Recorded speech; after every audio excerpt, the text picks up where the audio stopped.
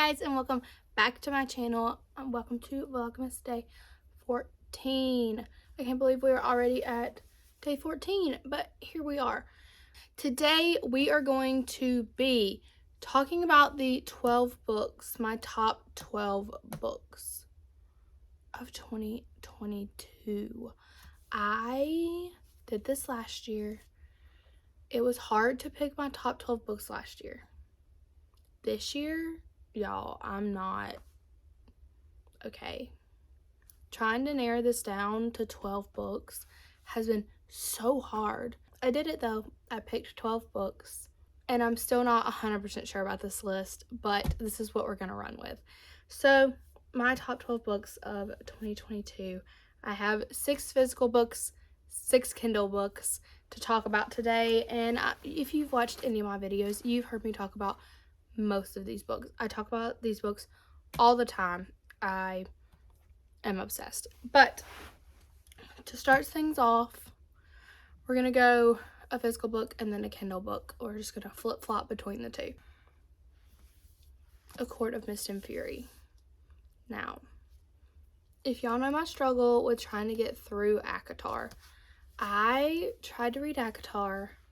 It took me like 2 or 3 months to get through it. I lost my book for like 2 or 3 weeks. My best friend Emily sent me a new one, and I found my copy the same day. So I finally finished ACOTAR. I liked it. I didn't hate it, but it wasn't like, it took me a while to get through. Like once I hit those last like 100 pages, I was fine. But A Court of Mist and Fury, I read this book in 2 days. 2 days, y'all. This is a big book. I could not put this book down. I'm so obsessed. I'm so obsessed. I love it so much. Like that I have a reading hangover from this and will not finish this series. I've been 200 pages into book 3 for like 3 or 4 months now, and I am just still sitting there. I haven't even picked it up, to be 100% honest with you. So, A Court of Mist and Fury, this book is absolutely phenomenal. I can't really tell you anything about it because it would ruin ACOTAR, but this book is so good. This is worth the struggle of getting through ACOTAR, and I know that the rest of the series is going to be great. I just need, like, it's just, I don't think anything's gonna hit as good as this book did for me. So number 1, these are not in any particular order, by the way, but the first one on my list is A Court of Mist and Fury by Miss Sarah J. Maas. The next book on my top 12 of 2022 is Marriage for One. I talk about this book all the time. All the time.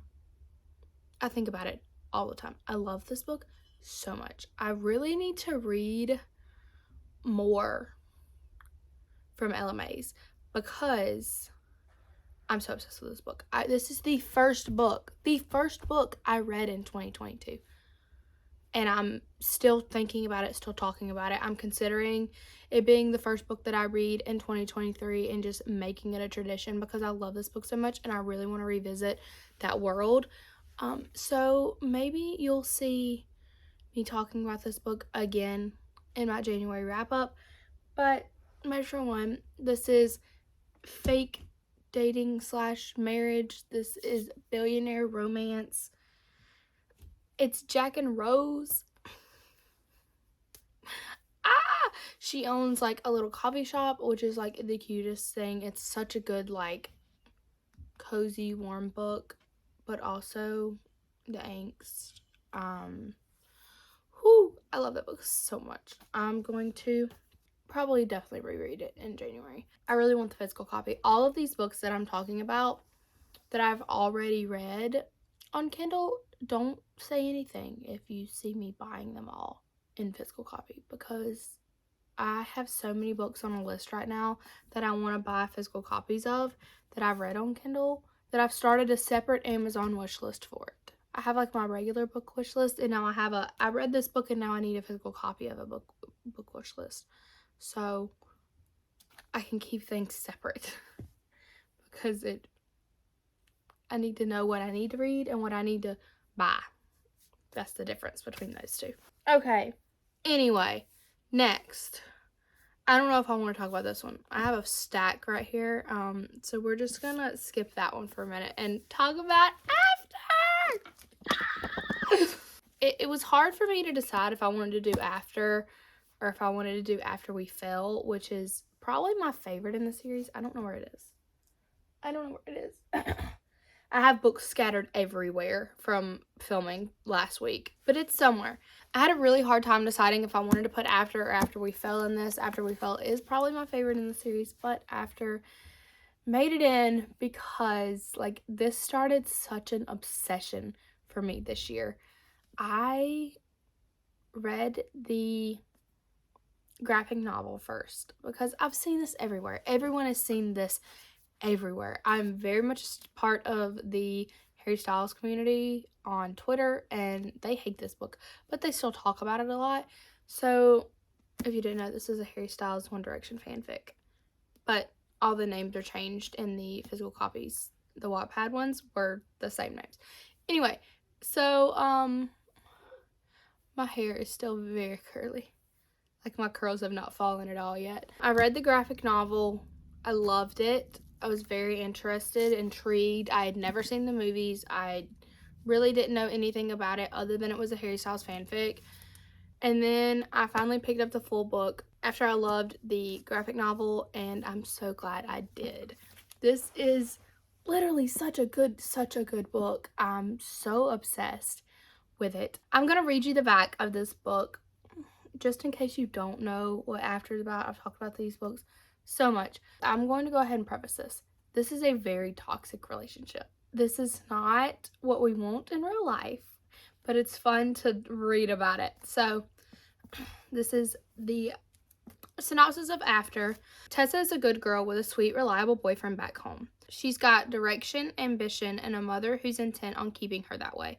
But she barely moved into her freshman dorm when she runs into Hardin. With his tousled brown hair, cocky British accent, tattoos, and lip ring, Hardin is cute and different from what she's used to. But he's also rude, to the point of cruelty even. For all his attitude, Tessa should hate Hardin, but she does, until she finds herself alone with him in his room. Something about his dark mood grabs her, and when they kiss, it ignites her with a passion she's never known before. He'll call her beautiful, then insist he isn't the one for her and disappear without a word. Despite the reckless way he treats her, Tessa's compelled to dig deeper to find the real Hardin beneath all the lies. He pushes her away again and again, and yet every time she pushes back, he only pulls her in deeper. Tessa already has the perfect boyfriend, so why is she trying so hard to overcome her own hurtful pride and Hardin's prejudice about nice girls like her? Unless this could be love. Oh! I love it so much. Like I said, it is very toxic. It is very almost bully romance, but I wouldn't say it's that far. He's just kind of a jerk. I almost did not say jerk. He's just kind of a jerk. I love this book. This one doesn't have as many tabs. Oh, never mind. I didn't realize there was that many. There's a lot of tabs in this book. After We Collided has a lot of tabs.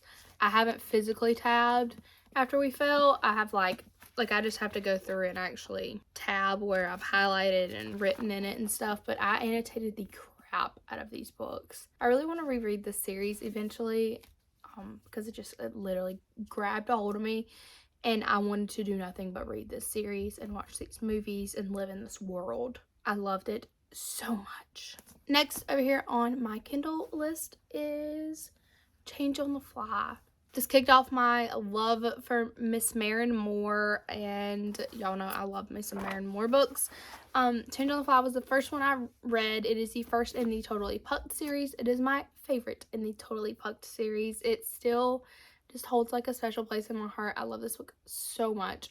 So this book starts off with Reed, who is a professional hockey player. We love a hockey romance over here on this channel. But he actually gets custody of his nephew. And so now he is playing professional hockey player and trying to learn how to parent this kid who is also going through a lot. And then we have Holland, who is Reed's sister's best friend, and she's always had a thing for Reed. she ends up offering to go on the road with Reed and his nephew and basically being like a live-in nanny. But Holland is so relatable. She loves to binge watch One Tree Hill. She loves to binge watch The Vampire Diaries. Like, if she's upset, that's what she's doing. That is me. That is me. I feel like Holland was very relatable. A lot of times, like, little things like that would make you connect to a character a lot more, it's just kind of brushed over or just not even mentioned at all. But little things like that make you connect to that character. And so I felt very connected to Holland. So she ends up going on the road with Reed. It's very friends with benefits at first. It's best friend's brother, obviously. Loved this so much. It's very fast paced. It's very like things are happening very quickly. So I absolutely love this. I love Maren Moore. I love the Totally Pug series. It was very hard for me to choose between Change on the Fly and The Penalty Shot, but I had to pick Change on the Fly. It started my love, and Reed just holds a special place in my heart. Every time I get to see Reed in these other books, I'm like, Reed. Reed. I love Reed. Reed's my favorite. My children are awake. Therefore, we've got to rush through this. I don't want to rush through this, but my kids are awake, so we've got to get through this pretty fast. Next up, the fine print. The fine print. The fine print. Y'all have heard me talk about this book so many times. It is about Rowan and Zara. Rowan is like one of the heirs to his grandfather's company, and his grandfather owns this beautiful amusement park called Dreamland. It is very Disneyland, Disney World, that kind of esque of a place, and Zara works there. So it is boss employee. I will read the back of this for you because I think it very much puts into words what this book is about. Obviously, that's what a synopsis is for, but I feel like it doesn't give too much away. Some synopsis is just like, hey, here's what the book's about. Here's everything that's gonna happen. And then I'm like it's one of those, sometimes it's one of those movie trailers. It's like, here's the first 5 minutes of the movie. Here's the last 10 minutes of the movie. Ta-da, here's your movie trailer. Guess what happens in between? I don't want that. I want a discrete synopsis that does not give me, that makes me intrigued, but doesn't tell me what the book's about. You know who's really good at that? Bully Hoover. Anyway, Rowan. I'm in the business of creating fairy tales, theme parks, production companies, 5-star hotels. Everything could be all mine if I renovated Dreamland. My initial idea of hiring Zara was good in theory, but then I kissed her. Things spiraled out of control once I texted her using an alias. By the time I realized where it went wrong, it was too late. People like me don't get happy endings, not when we're destined to ruin them. It's very Grumpy Sunshine as well. Zara. After submitting a drunk proposal criticizing Dreamland's most expensive ride, I should have been fired. Instead, Rowan Kane offered me my dream job. The catch, I had to work with the most difficult boss I'd ever met. Rowan was rude and completely off limits, but my heart didn't care. At least not until I discovered his secret. It was time to teach the billionaire that the money couldn't fix everything, especially not us. There are so many Disney references in this book. If you love Disney, read this book. If you love Billionaire, read this book. If you love enemies to lovers, kinda Grumpy Sunshine, read this book. If you like reading, read this book. If you don't like reading, read this book. I love this book so much. I'm obsessed. The fine print, mwah, love it. Nobody wants me to film this video today. My kids are awake and I need to go get them. This dog wants to start barking. No one wants me to film this video. Hi, I'm back, and that was a lot. I had to go get my kids fed and tell my brother to make his dog stop barking, but like he can do that. We're back, and we're going to talk about How to Kiss Your Grumpy Boss. Now, I did read this on Kindle, but I do have a physical copy of it by Miss Jenny Proctor. Love Miss Jenny Proctor so much. This is a spin-off of her some kind of love series called the Hawthorne Brothers series. This is book 1 of that, and I read her entire Some Kind of Love series. I've read both of these books, but this is my favorite Jenny Proctor book. It is obviously Best Friends to Lovers. I'm going to read the back of this for you so you know what you're in store for with this incredible book. Jenny does write closed-door romance, so you are not going to have any on-page spice. It is all going to be kissing, and that is it. So if that is your jam, or if it's not your jam, definitely check out this book. So this says, Kate Fletcher is my kryptonite, but she's also my best friend. Former best friend? I'm not sure what to call it when we grew up attached to the hip and then she left Silver Creek, and me, to travel the world. The important thing is, Kate is back, temporarily, and I'm still in love with her, permanently. But something is different now. The attraction doesn't seem one-sided, and I don't think I'm imagining the heat in Kate's eyes or the chemistry crackling between us. But will that be enough to keep Kate here, when for as long as I can remember, all she wanted to do is leave?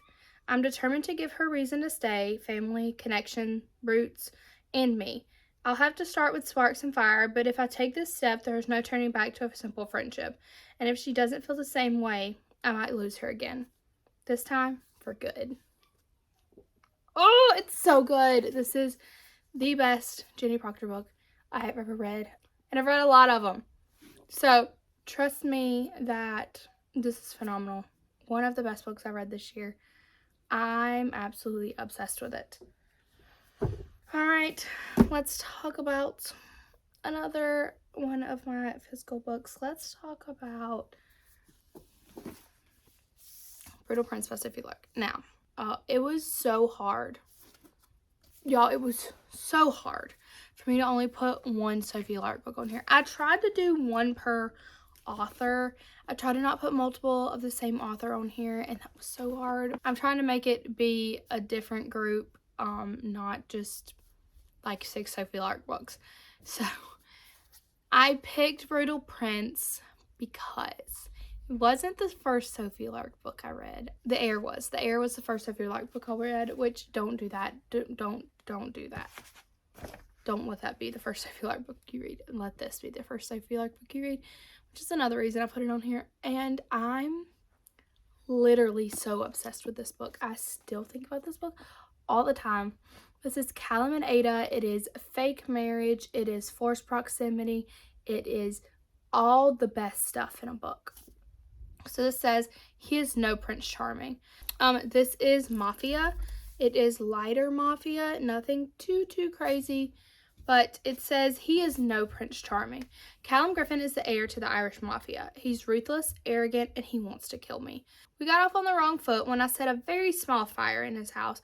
Our families believe a marriage pact is the only thing that will prevent an all-out warfare. I think I might need to murder him while he sleeps. This would be a lot easier if Callum wasn't so damn good looking. But I've got a lockbox around my heart because even if I'm forced to marry him, I could never love a brutal prince.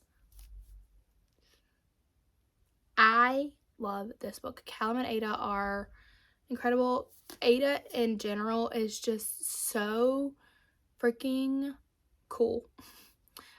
I love Ada so much. She is one of my favorite female book characters that I've ever read.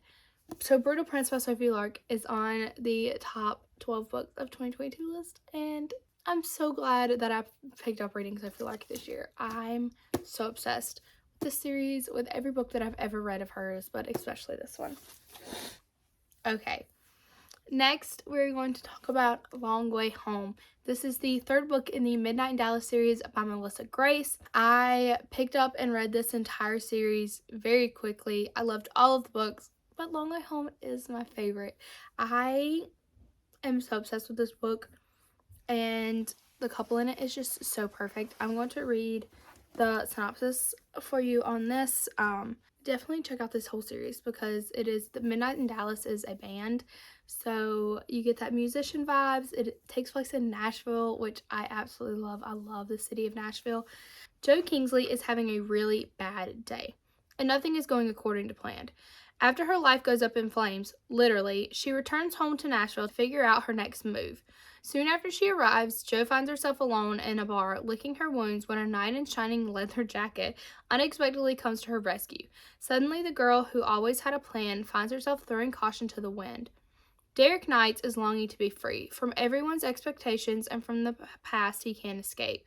During a night out to clear his head, he meets a beautiful woman who makes him feel seen for the first time. When she disappears without leaving so much as a glass slipper behind, he's sure he'll never see her again, until he shows up to dinner at his friend's house and she's standing in the kitchen.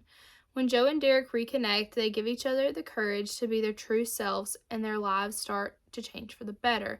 But when Derek makes a life-altering decision and is ready to go all in with Joe, will she be ready to take the leap into uncertain future, or will she fall back into old habits and the life she once thought she wanted? This is so good. I loved this relationship so much. They were both so supportive of each other.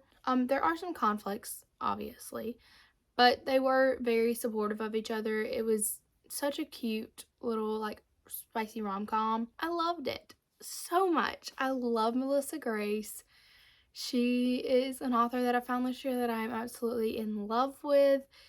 This is her first series, and I've loved every book, but Long Way Home just takes cake for me. I love this series literally so much. It's so good. Also, one thing that I love that Melissa Grace did in this book, I don't think that the first two books had this listed, but there were trigger warnings listed at the beginning of the book. I think that needs to become something that is a lot more normal for authors, is putting trigger warnings, especially seriously heavy ones like in this book, at the beginning of the book. I think that is a great thing. I think it can be kind of spoilerish at times, but I think it's worth the little bit of spoiler you may get to be able to save someone from reading a book that could potentially harm them emotionally. And so I really applaud Melissa for doing that. Okay, I only have 2 more physical books left, and I don't know if I want to save this one for last. I'm going to save this one for last. So next we're going to talk about Crave. I'm so obsessed. Listen, I love this book so much. I picked this up in October because I was like, I want to read something vampires. That sounds fantastic. And I'm so glad I did, because I am like after level obsessed with this book. I haven't read any more. I really want to, but I want to be able to like sit down and like sink into it. And my life is crazy right now because of Vlogmas, and my kids are home because no school, and I just ain't got time for that. So I've been reading a lot of novellas, but Crave is the perfect mix, and I've seen this somewhere, of Harry Potter and Twilight. So it's like the school aspect of Harry Potter meets the vampire aspect of Twilight. So it's basically about this girl, Grace, and her parents tragically pass away in a car accident. She is going to have to go live with her uncle in Alaska.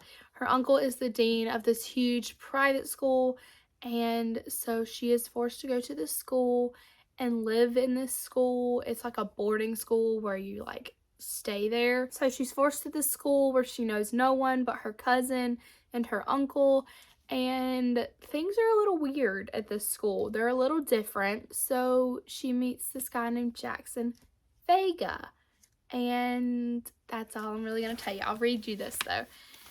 My whole world changed when I stepped inside the academy. Nothing is right about this place or the other students in it.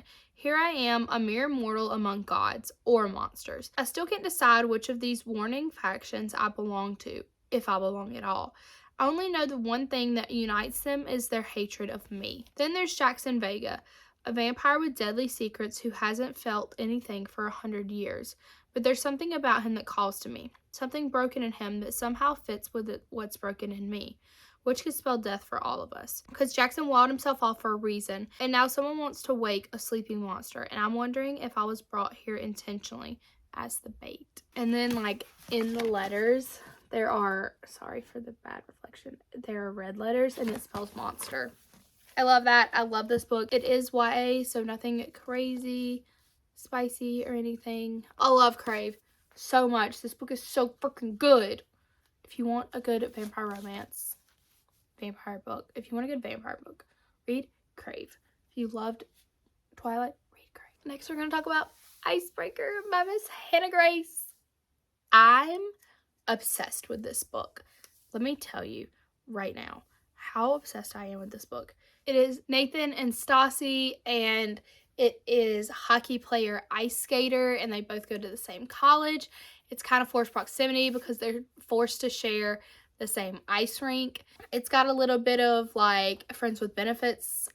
This couple communicates so well. I'm flabbergasted about a couple that communicates well being in a book, because that hardly ever happens. The conflict is always them not communicating. All the side characters in this book are fantastic. Like, I'm looking forward to all the next books in this series because all the side characters I was invested in, but without it taking away from the main characters. I was more invested in them, but I was also very invested in the side characters, and I just think all around this was a fantastic freaking book. This book tackles therapy fantastic. It was a great look on therapy. I think that Hannah did very well with that. So definitely go read Icebreaker. I love this book so much. I don't know if I'm ready for this, but let's talk about Archer's voice.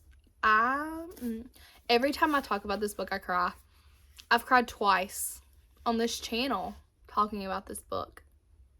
Twice. So let's talk about Archer's voice. This is about Archer and Bree. Bree moves to this little town called Pillion, Maine, and she is just kind of like wanted to get away from her life. She has had a lot of tragedy in her life, so she kind of just wanted a new start and to get away. And she meets this guy named Archer. Archer does not speak, so he is very much the outcast of the town. No one really talks to him. Everyone kind of thinks he's a little too different. But Bree like really takes on to him because she actually knows sign language. And Archer knows sign language, so it's the first time that he's been able to communicate with anyone in a very long time. And oh my god, this book is so emotional. I'm just gonna read you the back of it before I start talking about too much and then I cry. So I'm just gonna read you the back of it. It says, I wanted to lose myself in the small town of Pillion, Maine, to forget everything I had left behind, the sound of rain, the blood, the coldness of a gun against my skin. For 6 months, each breath has been a reminder that I survived and my dad didn't. I'm almost safe again, but the moment I meet Archer Hill, my entire world tilts on its axis and never rights itself again. Until I trespass into his strange, silent, and isolated world, Archer communicates with no one. Yet in his whiskey-colored eyes, something intangible happens between us. There's so much more to him than just his beauty, his presence, or the way his hands communicate with me, on me. And this town is mirrored with secrets and betrayals, and Archer is the explosive center of it all. So much passion and so much hurt, but it's in Archer's silence that we might just find what we need to heal and to live. Oh, God. I just, like, every time I think about this book, I literally want to burst into tears and I have to force myself not to. This book is so emotional, but it's so good, and I'm just so in love with it. Oh, God. Okay. We're gonna be okay. We're gonna be okay. I really want to reread this now. I love this book so much. Literally, like, if a book has me like this much of an emotional chokehold on me, then how can I not put it in my top 12 books of 2022? I love Archer's voice, and I cannot wait. I don't have words to describe how much I love this book, but I tried. Alright, the last book we're going to talk about is I Not So Meet Cute by Megan Quinn. This is the first Megan Quinn book I read, and I fell in love with it. This is book 1 in the Kane Brothers series. This is a billionaire romance. It is fake dating. It is everything I want in a book. I love, if you haven't realized, fake dating and billionaire are two of my top favorite tropes of all time. All of the books in this series are kind of like retellings, like modern day, of really classic rom-coms, with this one being kind of like a modern twist on Pretty Woman, and book 2 being a modern day twist on When Harry Met Sally. I'm gonna read you the blurb about this book. It is so good. I'm so obsessed with this book. How did you two meet? The quintessential question to ask to every couple, and the answer is usually some bubbly, lovey-dovey tale of being struck in the bum by Cupid's arrow. My meet cute, well, not so meet cute, is slightly different. I was trolling a wealthy neighborhood in Beverly Hills, searching for someone to take me as their bride. You know, to make my arch nemesis jealous, and who consequently just fired me. He was stomping around the block like some sort of gorgeous ogre, mumbling about business deals gone wrong and attempting to finagle his way out of it. And that's when we bumped into each other. There were no sparks, not even a hint of blossoming love. But the next thing I knew, I was scarfing down free chips and guac. Who wouldn't? Listening to this man lay out all his problems, which led to his big ask. He wanted me to be his Vivian Ward. You know, from Pretty Woman, minus the frisky behavior. We're talking about living in a mansion, intimate double dates, and pretending we're head over heels in love and engaged. Can you imagine the absolute audacity? But people do crazy things when they're desperate, and I reeked of desperation. So I struck up a deal. One big mistake, though. Big, huge. I accidentally fell for the incomparable Huxley Kane. First of all, his name is Huxley. Love that. And this is just like, oh, this book shouldn't have been as good as it is, but it was. It was so good. I thought it was going to be a little cheesy. It was not. It was fantastic. I loved this book so much. It made me want to read everything Megan Quinn has ever written, which is a lot. I was going through her list of books the other day, and I was like, oh my god, I'm going to need a whole shelf. Just 2 shelves. I'm going to need 2 shelves for all my Megan Quinn books when I buy them all, eventually. So good. So funny. Like, epitome of rom-com in a book with some spice. Some really good spice. I loved this book so much. That was my 12 books of 2022, my top 12 books of 2022. I cannot believe that I've been reading for over a year, and this year was like filled with reading. That is so crazy to me. I love it so much though. Like, I'm so excited for reading in 2023 and what it's going to bring, and this YouTube channel in 2023. I'm very excited. I've already got some videos planned for January that I'm super stoked about. Thank you so much for watching this video. If you are not already, make sure to subscribe down below. Subscribe to this channel so you don't miss the rest of Vlogmas. If you have missed Vlogmas, I will leave my Vlogmas playlist linked at the end of this video and down below, so you can binge and catch up with all of the Vlogmas videos that I have done so far. I've really enjoyed doing this, and it makes me very excited to film new stuff in the new year. I also have a series that I'm getting ready to do. I think the first video in it is going to be in Vlogmas. So maybe by the end of the week, you will see the new series that I'm going to be starting that I'm very excited about. If you are not already, make sure to follow me on Goodreads so you can keep up with everything that I'm reading. And make sure to follow me on Instagram. All of my social media links are always linked down below. Thank you so much for watching this video, and I will see you tomorrow. Bye!